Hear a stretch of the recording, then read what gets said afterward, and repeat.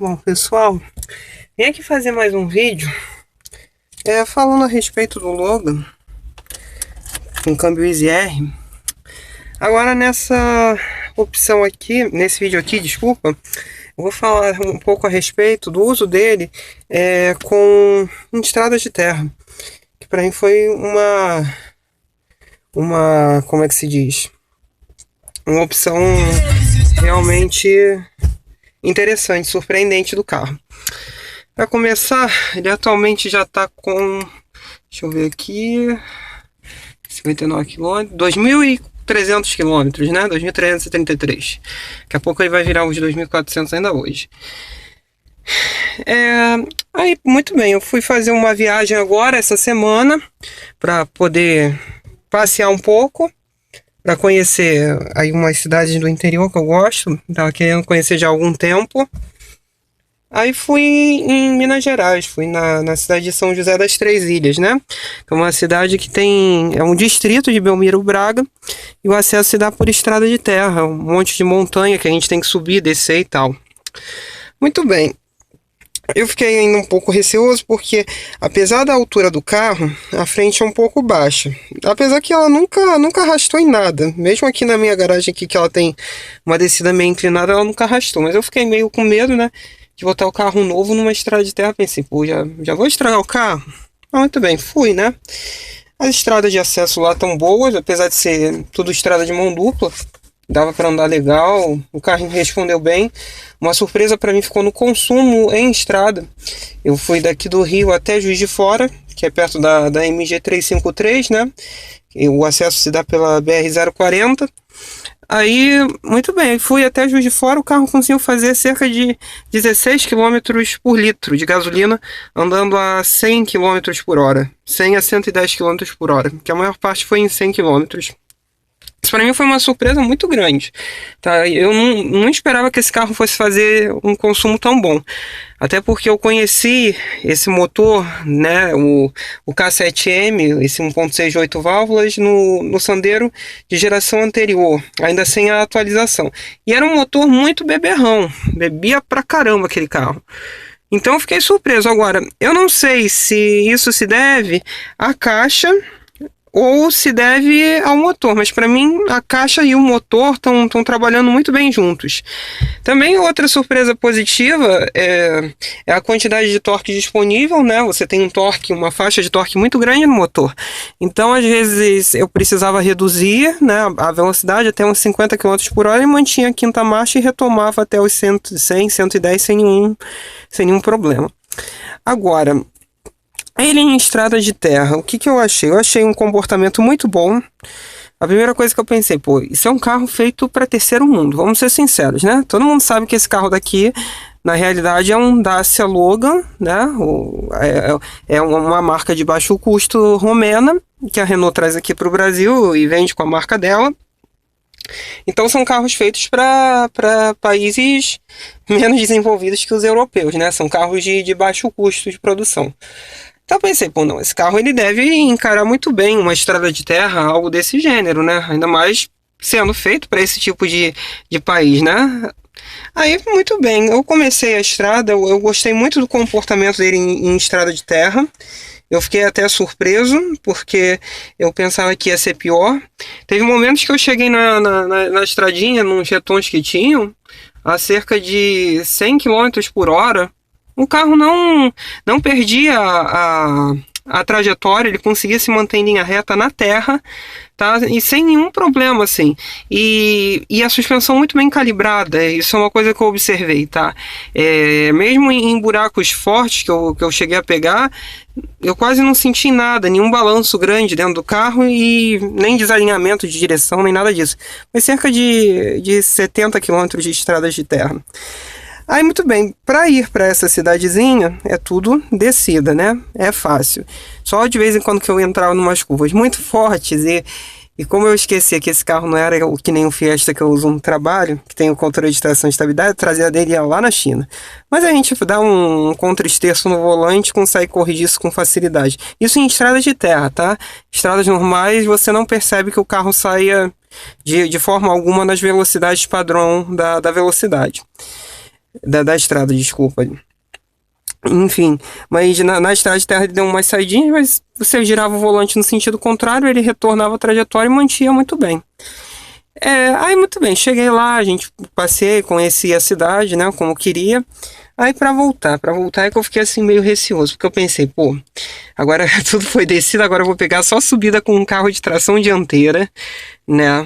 Aí fiquei um pouco com medo. Tudo bem que não tinha chovido nos dias anteriores, né? Vamos botar essa ressalva. Então tava só aquela terra seca, né? Facilita para tracionar o carro, né? Então, muito bem. Aí eu comecei a subir, ele subiu muito bem. Aí teve um momento, numa parte íngreme, que eu tive que parar, que vinha um carro no sentido ao contrário, porque a estrada é estreita, né? Aí parei pro Corcel passar, o Corcel passou, eu pensei, como que eu vou sair agora daqui? Porque se eu acelerasse tudo, eu ia ficar com a roda girando, ia forçar à toa o sistema de embreagem, né? E forçando o carro à toa. Isso fora o fato de eu ainda poder ficar atolado no meio da subida. O que fiz eu?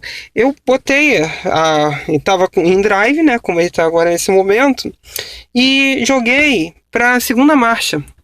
Isso para mim é que foi a grande surpresa, eu ter conseguido sair com o carro em segunda marcha. Ele deu uma queimada, né, de embreagem, óbvio, né, você não vai sair com a segunda marcha, senão ele vai te dar um tranco. Ele queimou um pouco a embreagem, mas ele saiu suave, então eu não distracionei e voltei à velocidade normal. Isso para mim foi uma surpresa muito grande e um fato que eu achei muito legal, tá? Seria como aquele modo para neve, né, que os Chevrolets antigos tinham, né, naquele câmbio de 4 marchas. Mas achei isso uma coisa muito válida para solos de pouca aderência, que ele não distracionou e eu voltei à velocidade normal sem nenhum problema. E ele encarou bem a estrada, aquelas costelas de vaca também. Não senti quase nada no carro. Agora, o que eu posso dar como ressalva? Isso, como é um carro feito, né? Não é um carro muito refinado. São coisas que eu particularmente sinto falta. Que senti falta da regulagem, né? De não haver a regulagem do volante. Ele regula em altura, mas ele não regula em distância. Para mim, distância é importante, até pelo meu tamanho. E uma outra coisa que eu acho ruim nessa linha em geral é que o banco, apesar dele abaixar, ele já abaixou bem mais do que era o do outro. O outro é alto pra caramba, o banco. O meu outro Logan que eu tinha anterior a esse. Ele não abaixar ainda mais o banco. Eu gosto de dirigir bem próximo ao chão, né? Para sentir bem o carro na mão.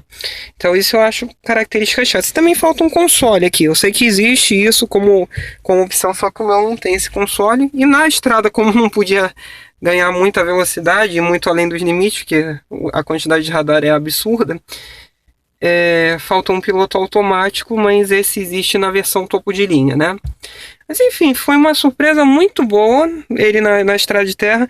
É um carro estável, um carro que entra e sai fácil da estrada de terra. O torque dele ajudou muito nisso, porque, por exemplo, naquele momento que eu saí em segunda marcha, ele saiu forte, mas ele saiu sem distracionar. Isso foi muito legal, que aí, mantive, só seguia em linha reta e fui embora. Não foi nenhum problema grande, entendeu? Agora, a única característica que eu acho ruim, mas aí eu já não considero tanto ser do carro em si, né? Isso é característica do motor, é específico do motor. É um motor 8 válvulas. Então, apesar dele ser muito elástico, quando eu fazia alguma ultrapassagem mais longa, eu particularmente gosto de carros que tenham muita força em alta. Eu me acostumei muito, né, aos Hondas que eu tive. Tive uma porcaria de um Jack que também tinha a força dele concentrada na rotação mais alta. Então, para mim, ultrapassagem era esquisito, porque eu não podia deixar o carro ir até o fim, até o corte, para eu jogar a marcha. Eu tinha que jogar a marcha próximo ali dos 5.000 giros, para que ele mantesse o fôlego e seguisse a ultrapassagem com segurança. Então, eu acho isso meio chato, né? O motor 16 válvulas ainda é melhor. Ele não é tão ruim quanto aqueles 8 válvulas atuais da General Motors, que passou dos 3.500 giros, o motor só grita. Você não consegue ultrapassar nada. Não, ele é bem melhor nesse sentido. E principalmente com gasolina, essa característica fica mais perceptível, né? Que ele perde 1 kg de torque e 8 cavalos quando você usa gasolina. Então fica mais perceptível que ele não tem muita força em alta. Apesar dele conseguir girar bem até os seus 5.000, 5.500. Mas eu gosto de motor. Tu vê, o Honda que eu tive, o Civic 1.6, ele girava até 8.500. Então, É uma diferença grande, né? E principalmente era explosivo. Quando ele chegava naquela faixa de giros, ele dava quase que como um coice. Não era um coice de um carro turbo, óbvio que não. Mas dava quase um coice aí pela potência que entrava mais, né? No tracionamento das rodas. Mas enfim, ainda assim foi uma boa surpresa. É um carrinho que está me surpreendendo positivamente. O consumo com gasolina em estrada foi maravilhoso, pô. 16 quilômetros com litro, eu achei muito bom para um motor já antigo, né? Não é um motor nada moderno. Eu acho que isso se deve muito à caixa de marchas e à evolução que a Renault fez nesse motor. É um carro estável, é um carro confortável. Tem algumas coisas que necessitam de melhorias, mas eu não posso exigir muito de um carro teoricamente de baixo custo, né? Apesar que esse carro já está aí atingindo quase 50 mil reais igual a esse que eu tirei. Eu acho absurdo, né? Mas aí já é merda do mercado, né? A droga do mercado que faz isso com os preços.